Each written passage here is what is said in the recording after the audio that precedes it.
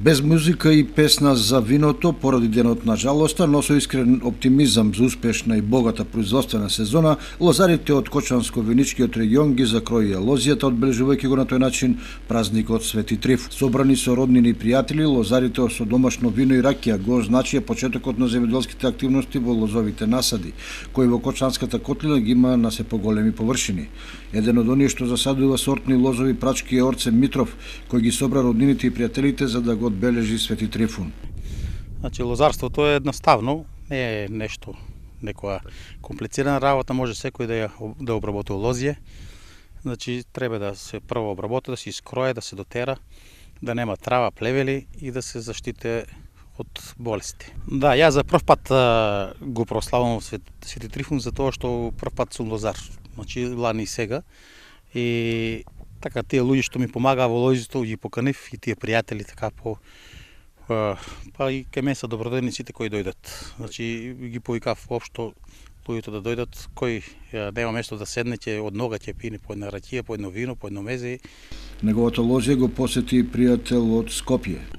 Свети Трифун нека е на помош, нека дава здравје, нека дава грозје, нека дава берекет.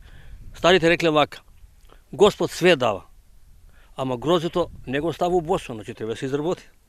Традицијата на закрување ја продолжуваат во теранци на повеќе локации.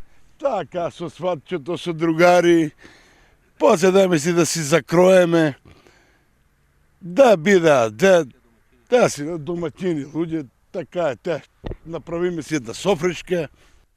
Слабо поднови го свато оваа година, децата ни се оградо таму, поднови го. Во селото Кочујчино на Свети Трифун требаше да гостува и да пее Наум Петрески, меѓутоа поради трагедијата кај тетово, неговиот концерт е откажан, па жителите организираа лотарија за лозарите, а под покровителство на градоначалникот Горанчо Крстев. Секоја година имаме традиција у село Кочујчино за закројување на лозето Свети Трифун и посекуваме на земјоделците успех и подобар род за оваа година. Него оваа година ни се случи трагедија во Република Македонија и воедно сакаме да изразиме сочувство на роднините, пријателите, родителите на загинатите што се деси во сообраќајната несреќа кај Скопје Тетово. На лозарите ги посекуваме успешен род, успешна година и да имат што повеќе род. Закројувањето на лозјата помина во мощна позитивна атмосфера, за што придонесе сувото и сончево време проследено со слаб ветер.